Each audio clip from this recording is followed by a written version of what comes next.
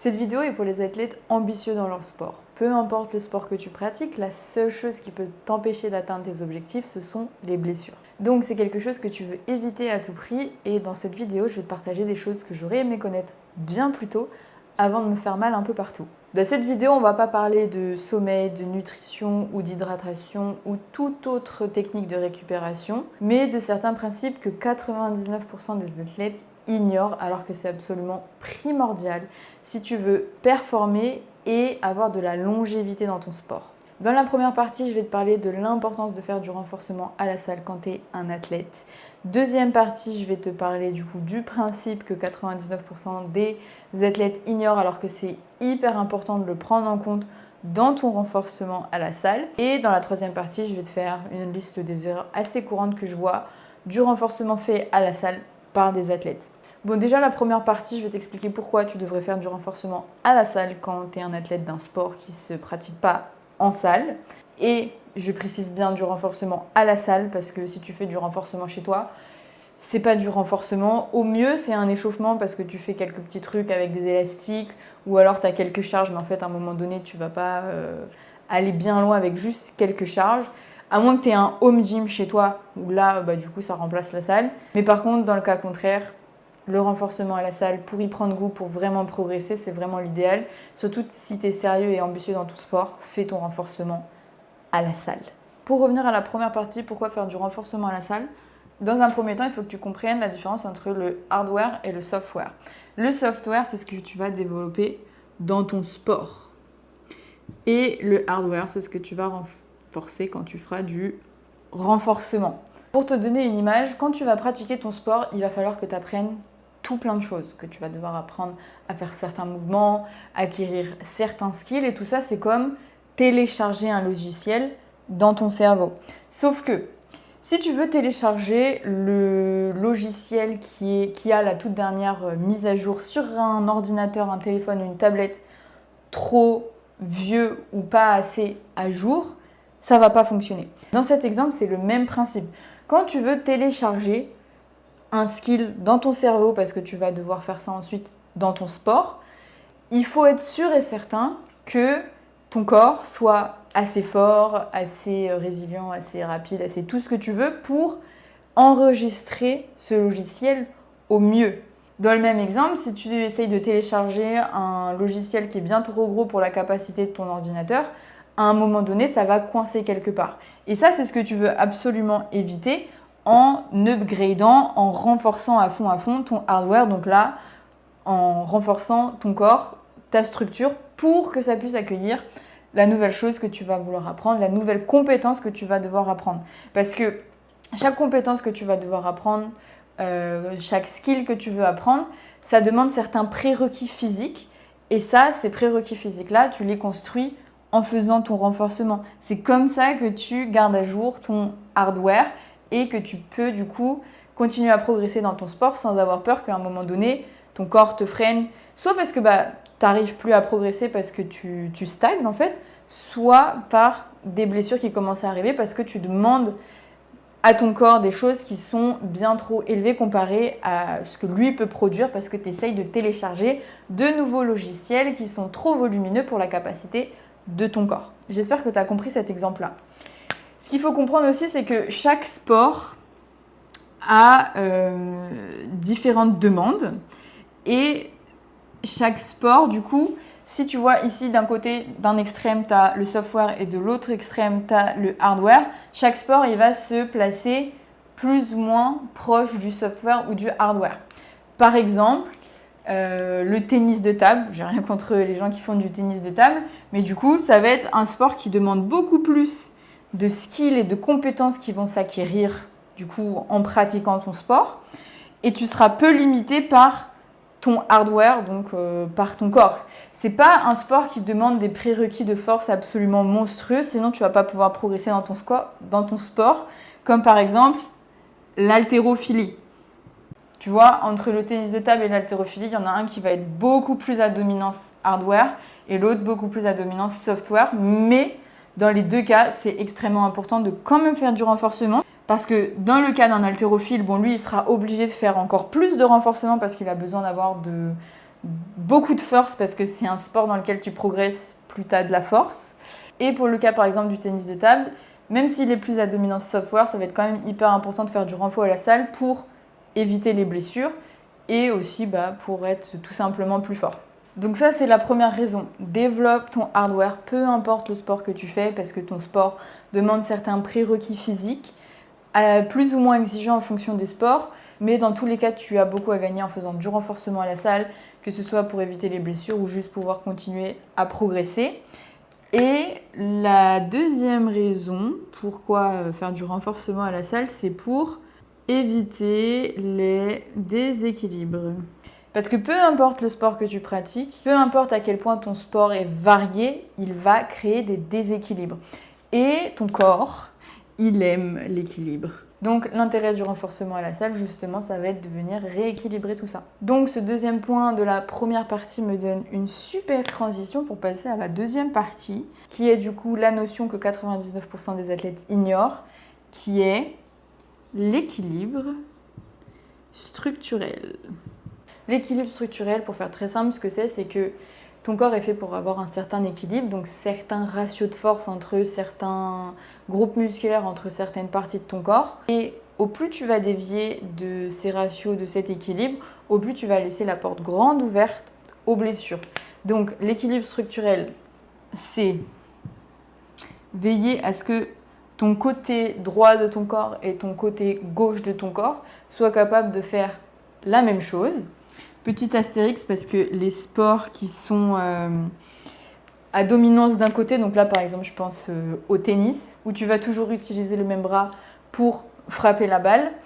Dans ce contexte-là, le but ce sera d'essayer de minimiser le déséquilibre. Il y en aura forcément un parce que juste tu fais toujours la même chose du même côté, donc ce côté-là il sera plus fort. Mais le but ce sera que à côté dans ton renforcement tu prennes vraiment tout ça en compte parce que là, le déséquilibre, il est flagrant parce qu'il y a un bras qui travaille juste plus que l'autre. Mais en fait, avec le bras, il y a tout le reste du corps qui vient travailler toujours d'une même manière. Et du coup, ça peut créer des déséquilibres, par exemple, au niveau du dos, au niveau des hanches. Et ça, c'est à prendre en compte dans ton renforcement à côté pour limiter les blessures et les douleurs qui peuvent être associées à ça. Mais si c'est pas ton cas et que t'as pas un sport dans lequel tu surutilises un côté parce que juste c'est ton sport, tu veux côté droit, côté gauche aussi fort l'un que l'autre pour être sûr que tes deux côtés soient tout aussi forts et que du coup il n'y en ait pas un qui soit plus à risque que l'autre. Un autre point sur l'équilibre structurel, c'est la chaîne antérieure et postérieure doivent être en équilibre. Ta chaîne antérieure, c'est les muscles qui sont à l'avant de ton corps. Ta chaîne postérieure, c'est tous les muscles qui sont à l'arrière de ton corps. Et là, tu veux t'assurer que du coup, ces muscles soient en équilibre, qu'il n'y en ait pas qui soient plus forts que les autres. Un déséquilibre hyper courant pour la chaîne antérieure et postérieure, c'est des quads qui sont beaucoup plus forts que des ischios. Et ça, c'est pas terrible du tout parce que du coup, quand tu as des quads qui sont beaucoup plus forts que tes ischios, ça laisse la porte grande ouverte à des blessures au niveau du genou, dont la plus connue, c'est les ligaments croisés, se faire les croisés. Et le dernier point, j'ai mis P et G parce que petit muscle, gros muscle, c'est comme ça que je le résume. Pour te donner une image, le meilleur exemple que je peux te donner, c'est au niveau des épaules. Ton épaule, elle est maintenue en place grâce à des petits muscles. Et ceux qui produisent la force au niveau de ton épaule, ce sont des gros muscles. Donc dans ces cas-là, tu veux qu'il y ait l'équilibre entre ces deux-là, parce qu'en fait, si à un moment donné, tu vois par exemple les muscles qui produisent la force au niveau de ton épaule, les plus connus, c'est les pecs et le dos, ce que la plupart des gens connaissent et travaillent. Donc si ces groupes musculaires-là, ils deviennent plus forts que les petits muscles qui maintiennent ton épaule en place, en fait, à un moment donné, tu vas commencer à avoir des douleurs au niveau de l'épaule. Tout simplement parce qu'en fait, ce qui maintient ton articulation en place, donc les fondations de ton épaule, en fait, elles ne tiennent pas en place comparé à la force que peuvent exercer ces muscles, ces plus gros muscles à côté. Donc, très important, les muscles qui stabilisent avec les gros muscles qui produisent la puissance doivent être en équilibre pour éviter, dans un premier temps, les douleurs. Et si tu continues à forcer dessus et que tu n'écoutes pas les signaux de douleur, les blessures. Donc là, je pense que tu es en train de comprendre pourquoi ce principe d'équilibre structurel est aussi important. Parce que si tu n'en as pas du tout conscience, en fait, tes blessures, tu vas te les créer sans en avoir conscience. Et ça, c'est le plus bête. Parce que tu pratiques ton sport, déjà ton sport, il a des déséquilibres. Si tu vas à la salle, eh ben, tu essayes de te renforcer, mais si tu n'as pas ces notions-là en tête, en fait, tu peux juste accentuer ces déséquilibres, donc laisser la porte grande ouverte aux blessures, et c'est plus qu'une question de temps avant que tu commences à éprouver des douleurs, et que ces douleurs-là, elles se transforment en blessures si vraiment tu fais rien et que tu forces dessus comme un bourrin. Et la troisième partie qui découle du deuxième point, ça va être les erreurs que tu peux faire. Parce que du coup, si tu n'as pas conscience de ce principe d'équilibre structurel, si tu vas à la salle, tu peux augmenter ces déséquilibres-là. Et du coup, ce que tu peux faire de manière très pratique, ça va être de juste, ok, mon sport c'est ça. Quelles sont les articulations les plus sollicitées? Et là, en fonction de ton sport, tu vas avoir différentes articulations. Par exemple, tu fais de l'haltéro, les articulations qui vont être les plus sollicitées, ça va être les genoux, le dos, pourquoi pas les épaules, mais principalement genoux et dos. Si tu fais du basket, les articulations qui vont être le plus sursollicitées, ça va être les chevilles et les genoux. Si tu fais de la course à pied, ça va être cheville, genoux, hanches. Et si tu fais par exemple du tennis, ça va être poignet, coude, épaule. Si tu fais de la calisthénie aussi, poignet, coude, épaule. Donc, à partir de là, tu vas, dans ton programme à la salle, pour te renforcer, mettre en priorité des exercices qui viennent renforcer ces articulations-là. Et toujours en gardant en tête, ok, il faut que ma jambe droite soit aussi forte que ma jambe gauche. Mon bras droit soit aussi fort que mon bras gauche. Ça, c'est la première chose. Ensuite, il faut que les muscles à l'avant de mon articulation et à l'arrière de mon articulation soient dans des rapports de force équivalents. C'est pour ça que souvent dans mes vidéos, je te parle de standard. Comme ça te permet de te rendre compte, ok, je suis capable de faire ça avec mes ischios, je suis capable de faire ça avec mes quads. Est-ce qu'il n'y a pas un déséquilibre? Pareil au niveau des épaules, pareil au niveau des chevilles. Tu vois toutes les articulations où devant, derrière, devant, derrière, devant, derrière. Tu vois, tu comprends le truc. Et bon, celui-ci, comme je te le dis, au niveau des épaules, c'est ça ce qui représente le mieux celui-ci. Mais du coup, pour ces deux-là, c'est juste droite-gauche, ok, devant-derrière. Il faut être sûr que les deux côtés soient en équilibre, devant-derrière, ce soit en équilibre. Et comme ça, tu fais passer le renforcement de ces articulations en priorité. Comme ça, tu t'assures que tu ne cours pas de risque imminent de te faire mal s'il y a quelque chose qui dérape. Et s'il te reste du temps, si tu as plus de séances à la salle et qu'il te reste des exos et que tu as envie de travailler d'autres choses, là, tu peux travailler ce qui te fait kiffer. Mais pars bien du principe que si tu es un athlète, ton renforcement à la salle, il est numéro 1 pour éviter les blessures, donc rééquilibrer tout ce qu'il y a à rééquilibrer. Et numéro 2, pour être encore plus fort dans ton sport. Et une autre chose, quand tu as repéré les articulations qui sont les plus sollicitées dans ton sport, c'est de, à la salle, t'assurer que tu renforces devant et derrière, comme je te l'ai dit, mais que aussi en fonction du sport, tu fasses un peu plus de ce qui n'est pas sollicité dans ton sport. Je vais reprendre l'exemple de l'haltéro parce que c'est le plus clair pour moi, c'est que un haltérophile, il va faire masse de squats. Il va faire des squats, des squats et des squats. Les squats, ça renforce le genou en extension. Donc ça vient renforcer les quads. Donc il fait beaucoup déjà pour les quads. Donc c'est pour ça que je te disais dans les séances de renfo, après pense à faire du coup un petit peu plus de renforcement pour l'arrière. C'est déjà les quads, ils sont ultra sollicités.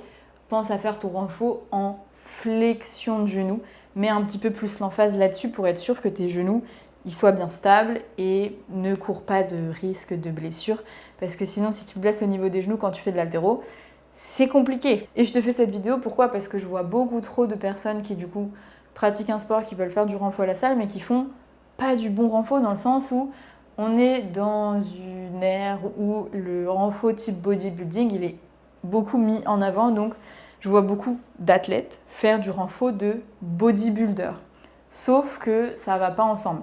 Il y a certaines choses qui vont pouvoir t'aider dans ton sport, mais le renfo d'un athlète et le renfo d'un bodybuilder, enfin la muscu d'un bodybuilder, c'est pas la même chose, c'est pas pour les mêmes besoins. C'est pour ça que toi, tu dois vraiment être bien clair pourquoi tu vas à la salle. Un exemple très classique qui vient, c'est des basketteurs qui vont à la salle à côté de leurs entraînements de basket.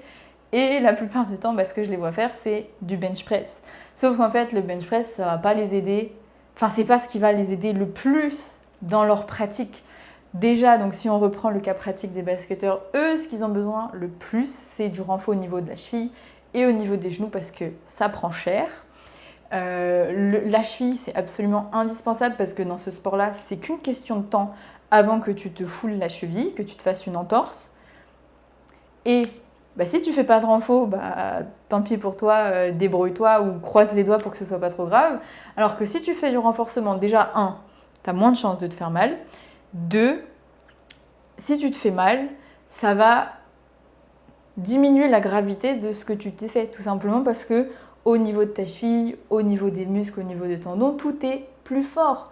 Donc au même impact, le toit d'avant qui fait pas du tout de renforcement, il va prendre plus cher que le toit qui fait du renforcement. Et c'est la même chose pour les genoux. Et c'est pour ça que je te dis là l'exemple avec ils font du bench press.